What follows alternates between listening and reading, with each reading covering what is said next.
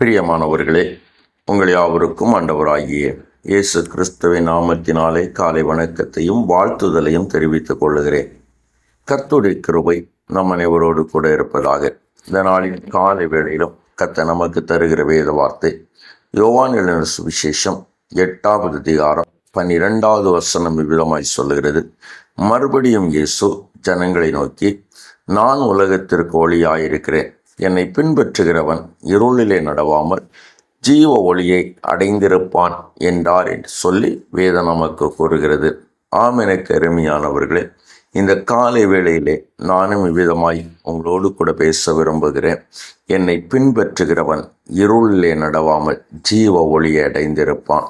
என்னை கேட்டுக்கொண்டிருக்கிற என் அன்பு தேவனுடைய பிள்ளைகளே, நம்முடைய ஆண்டவர் அவர் ஜீவ ஒளியாக இருக்கிறார் என்று சொல்லி அவர் தன்னை குறித்து அவர் பேசுகிறார்.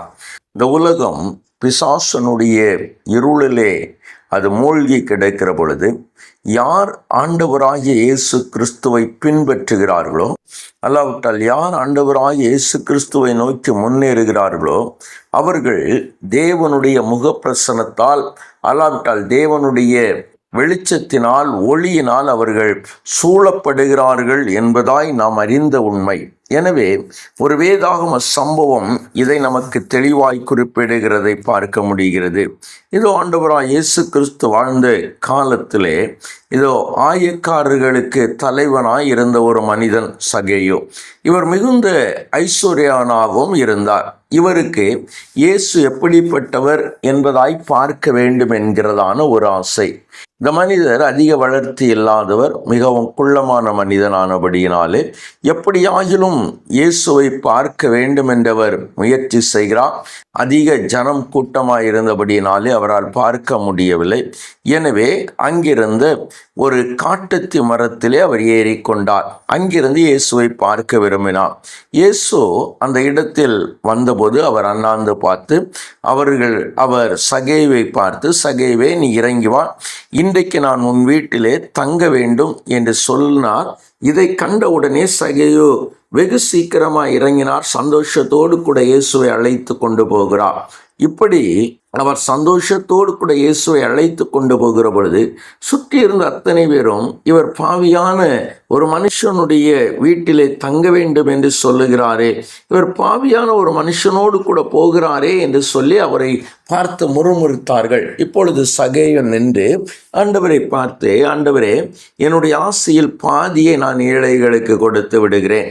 மேலும் நான் எவனிடத்தில் ஆகிலும் அநியாயமாய் வாங்கினது உண்டானால் நான் அவனுக்கு 4 மடங்காய் நான் திருப்பி கொடுக்கிறேன் என்று சொன்ன பொழுது இயேசு அவரை பார்த்து சொல்லுகிறார், இன்றைக்கு இந்த வீட்டுக்கு ரட்சிப்பு வந்தது, இவனும் ஆபிரகாமுக்கு குமாரனாய் இருக்கிறானே என்று சொல்லி. பாருங்கள், அந்த சகேயு என்று சொல்லுகிற மனுஷர்களால் பாவி என்று அழைக்கப்பட்ட ஒரு மனிதன் இயேசுவை அழைத்து கொண்டு போகிற பொழுது, இயேசுவை அழைத்து கொண்டு தன்னுடைய வீட்டிற்கு செல்ல நினைத்த பொழுது, அல்லாவிட்டால் சென்ற பொழுது அவருக்கு சோதரம் தேவன் தம்முடைய மகிமையினாலே ஆபிரகாமின் குமாரன் என்று சொல்லுகிற ஒரு மேன்மையான கிருபையை கொடுத்தார்.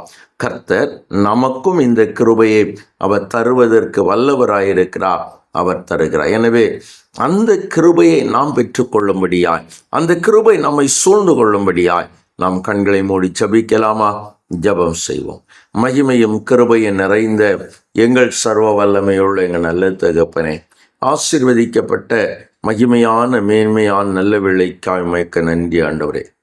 சகேயு ஜீவ ஒளியாகிய என் ஆண்டவரை பின் சென்றபடியினாலே தகப்பனே, அவனுடைய வாழ்வின் இருள் நீங்கி ஆபிரகாமின் குமாரன் என்று சொல்லுகிற ஒரு வார்த்தையை, ஒரு ஆண்டவரை அழைக்கிற ஒரு தன்மையை பெற்றுக்கொண்டான் ஆண்டவரே. இப்பொழுதும் ஆண்டவரே, நாங்களும் உம்மை பின் தொடர்ந்து ஆண்டவரே, எங்களுடைய வாழ்வின் இருள் நீங்கிய ஆண்டவரே, அப்பா, உமக்குள்ளாய் மகிழ்ச்சி அடைய என் ஆண்டவர் நீர் உதவி செய்தருள வேண்டும் என்று ஜெபிக்கிறோம். ஒவ்வொரு நாளும் கர்த்தர் எங்களை நடத்தும், கிருபையாய் முடிசூட்டிக் கொள்ளும், வழி நடத்தும் ஆண்டவரே. உம்முடைய கிருபையும் உம்முடைய தயவும் உம்முடைய காருண்யமும் தகப்பனே எங்களிலே சூழ்ந்து கொள்ள கர்த்தர் எங்களுக்கு உதவி செய்தருள வேண்டும் என்று ஜெபிக்கிறோம். நிறைவான ஆசீர்வாதங்களையும் சந்தோஷங்களையும் பெற்றுக்கொள்ள செய்யும் இயேசுவின் நாமத்தில் ஜெபிக்கிறோம் எங்கள் ஜீவன நல்ல பிதாவே. ஆமேன், ஆமேன், ஆமேன்.